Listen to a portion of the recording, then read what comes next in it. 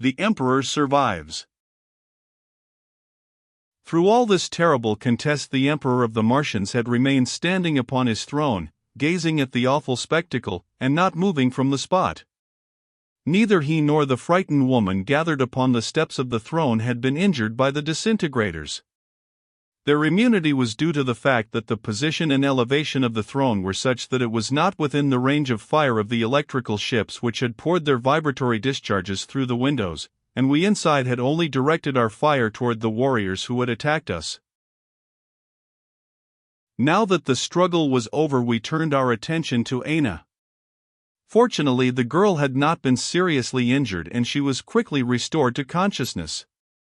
Had she been killed, we would have been practically helpless in attempting further negotiations, because the knowledge which we had acquired of the language of the Martians from the prisoner captured on the Golden Asteroid was not sufficient to meet the requirements of the occasion. The Emperor our prisoner. When the Martian monarch saw that we had ceased the work of death, he sank upon his throne. There he remained, leaning his chin upon his two hands and staring straight before him like that terrible doomed creature who fascinates the eyes of every beholder standing in the Sistine Chapel and gazing at Michelangelo's dreadful painting of The Last Judgment. This wicked Martian also felt that he was in the grasp of pitiless and irresistible fate, and that a punishment too well deserved, and from which there was no possible escape, now confronted him. There he remained in a hopelessness which almost compelled our sympathy, until Aina had so far recovered that she was once more able to act as our interpreter. Then we made short work of the negotiations. Speaking through Aina, the commander said, "You know who we are. We have come from the earth, which, by your command, was laid waste. Our commission was not revenge, but self-protection. What we have done has been accomplished with that in view. You have just witnessed an example of our power, the exercise of which was not dictated by our wish, but compelled by the attack wantonly made upon a helpless member of our own race under our protection. We dictate terms. We have laid waste your planet, but it is simply a just retribution for what you did with ours. We are prepared to complete the destruction, leaving not a living being in this world of yours, or to grant you peace, at your choice. Our condition of peace is simply this: all resistance must cease absolutely." "Quite right," broke in Colonel Smith. "Let the scorpion pull out his sting or we'll do it for him." "Nothing that we could now do," continued the commander, "would in my opinion save you from ultimate destruction. The forces of nature which we have been compelled to let loose upon you will complete their own victory. But we do not wish, unnecessarily, to stain our hands further with your blood. We shall leave you in possession of your lives. Preserve them if you can. But, in case the flood recedes before you have all perished from starvation, remember that you here take an oath, solemnly binding yourself and your descendants forever never again to make war upon the earth. We show mercy." "That's really the best we can do," said Mr. Edison, turning to us. "We can't possibly murder these people in cold blood. The probability is that the flood has hopelessly ruined all their engines of war. I do not believe that there is 1 chance in 10 that the waters will drain off in time to enable them to get at their stores of provisions before they have perished from starvation." "It is my opinion," said Lord Kelvin, who had joined us, his pair of disintegrators hanging by his side, attached to a strap running over the back of his neck, very much as a farmer sometimes carries his big mittens, "it is my opinion that the flood will recede more rapidly than you think, and that the majority of these people will survive. But I quite agree with your merciful view of the matter. We must be guilty of no wanton destruction. Probably more than 9/10 of the inhabitants of Mars have perished in the deluge. Even if all the others survived, ages would elapse before they could regain the power to injure us." The Martians submit. I need not describe in detail how our propositions were received by the Martian monarch. He knew, and his advisors, some of whom he had called in consultation, also knew, that everything was in our hands to do as we pleased. They readily agreed, therefore, that they would make no more resistance and that we and our electrical ships should be undisturbed while we remained upon Mars. The monarch took the oath prescribed after the manner of his race, thus the business was completed. But through it all there had been the shadow of a sneer on the emperor's face which I did not like. But I said nothing. And now we began to think of our return home, and of the pleasure we should have in recounting our adventures to our friends on the earth, who were doubtless eagerly waiting for news from us. We knew they had been watching Mars with powerful telescopes, and we were also eager to learn how much they had seen and how much they had been able to guess of our proceedings. But a day or two at least would be required to overhaul the electrical ships and to examine the state of our provisions. Those which we had brought from the earth, it will be remembered, had been spoiled and we had been compelled to replace them from the compressed provisions found in the Martian storehouse. This compressed food had proved not only exceedingly agreeable to the taste, but very nourishing, and all of us had grown extremely fond of it. A new supply, however, would be needed in order to carry us back to the earth. At least 60 days would be required for the homeward journey, because we could hardly expect to start from Mars with the same initial velocity which we had been able to generate on leaving home. In considering the matter of provisioning the fleet, it finally became necessary to take an account of our losses. This was a thing that we had all shrunk from, because they had seemed to us almost too terrible to be borne. But now the facts had to be faced. Out of the 100 ships, carrying something more than 2,000 souls, with which we had quitted the earth, there remained only 55 ships and 1,085 men.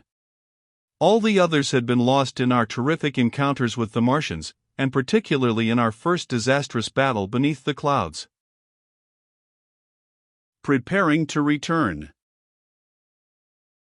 Among the lost were many men whose names were famous upon the earth, and whose death would be widely deplored when the news of it was received upon their native planet. Fortunately, this number did not include any of those whom I have had occasion to mention in the course of this narrative. The venerable Lord Kelvin, who, notwithstanding his age, and his pacific disposition, proper to a man of science, had behaved with the courage and coolness of a veteran in every crisis, Monsieur Moisse, the eminent chemist, Professor Sylvanus P. Thompson, and the Heidelberg professor, to whom we all felt under special obligations because he had opened to our comprehension the charming lips of Aina, all these had survived, and were about to return with us to the earth. It seemed to some of us almost heartless to deprive the Martians who still remained alive of any of the provisions which they themselves would require to tide them over the long period which must elapse before the recession of the flood should enable them to discover the sites of their ruined homes, and to find the means of sustenance. But necessity was now our only law. We learned from Aina that there must be stores of provisions in the neighborhood of the palace, because it was the custom of the Martians to lay up such stores during the harvest time in each Martian year in order to provide against the contingency of an extraordinary drought. It was not with very good grace that the Martian emperor acceded to our demands that one of the storehouses should be opened, but resistance was useless, and of course we had our way. The supplies of water which we brought from the earth, owing to a peculiar process invented by Monsieur Moisse, had been kept in exceedingly good condition, but they were now running low and it became necessary to replenish them also. This was easily done from the Southern Ocean, for on Mars, since the leveling of the continental elevations, brought about many years ago, there is comparatively little salinity in the sea waters. While these preparations were going on, Lord Kelvin and the other men of science entered with the utmost eagerness upon those studies, the prosecution of which had been the principal inducement leading them to embark on the expedition. But, almost all of the face of the planet being covered with the flood, there was comparatively little that they could do. Much, however, could be learned with the aid of Aina from the Martians, now crowded on the land about the palace. The results of these discoveries will in due time appear, fully elaborated in learned and authoritative treatises prepared by these savants themselves. I shall only call attention to one, which seemed to me very remarkable. I have already said that there were astonishing differences in the personal appearance of the Martians, evidently arising from differences of character and education, which had impressed themselves in the physical aspect of the individuals. We now learned that these differences were more completely the result of education than we had at first supposed. Looking about among the Martians by whom we were surrounded, it soon became easy for us to tell who were the soldiers and who were the civilians, simply by the appearance of their bodies, and particularly of their heads. All members of the military class resembled, to a greater or less extent, the monarch himself, in that those parts of their skulls which our phrenologists had designated as the bumps of destructiveness, combativeness, and so on were enormously and disproportionately developed. And all this, as we were assured, was completely under the control of the Martians themselves. They had learned, or invented, methods by which the brain itself could be manipulated, so to speak, and any desired portions of it could be specially developed, while the other parts of it were left to their normal growth. The consequence was that in the Martian schools and colleges there was no teaching in our sense of the word. It was all brain culture. A Martian youth selected to be a soldier had his fighting faculties especially developed, together with those parts of the brain which impart courage and steadiness of nerve. He who was intended for scientific investigation had his brain developed into a mathematical machine, or an instrument of observation. Poets and literary men had their heads bulging with the imaginative faculties. The heads of inventors were developed into a still different shape.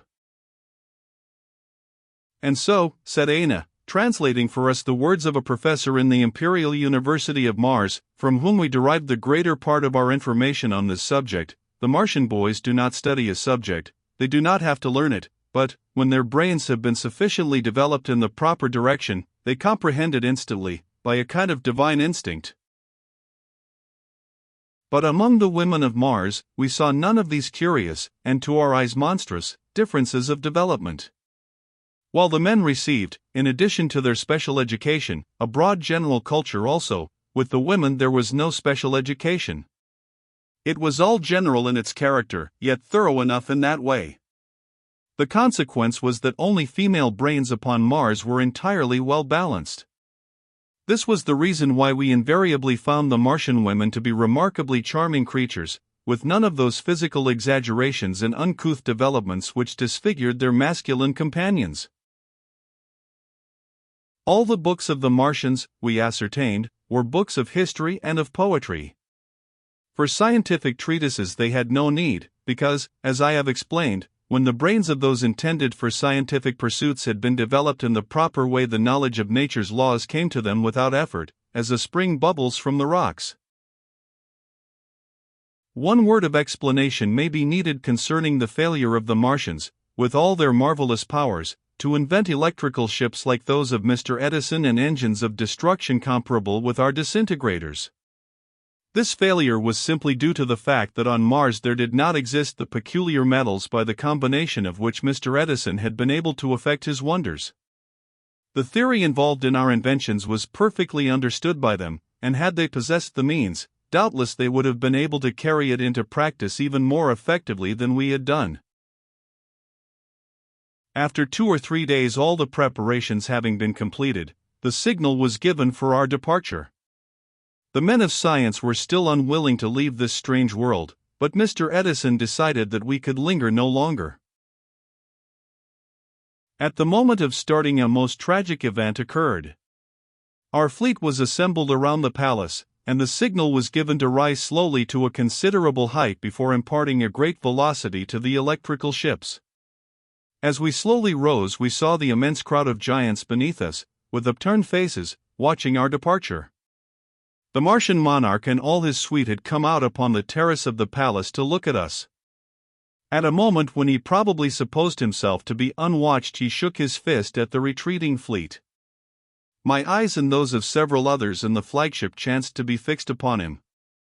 Just as he made the gesture, one of the women of his suite, in her eagerness to watch us, apparently lost her balance and stumbled against him. Without a moment's hesitation, with a tremendous blow, he felled her like an ox at his feet. A fearful oath broke from the lips of Colonel Smith, who was one of those looking on. It chanced that he stood near the principal disintegrator of the flagship. Before anybody could interfere, he had sighted and discharged it. The entire force of the terrible engine, almost capable of destroying a fort, fell upon the Martian emperor, and not merely blew him into a cloud of atoms, but opened a great cavity in the ground on the spot where he had stood. A shout arose from the Martians, but they were too much astounded at what had occurred to make any hostile demonstrations, and, anyhow, they knew well that they were completely at our mercy. Mr. Edison was on the point of rebuking Colonel Smith for what he had done, but Ana interposed. "I am glad it was done," said she, "for now only can you be safe. That monster was more directly responsible than any other inhabitant of Mars for all the wickedness of which they have been guilty.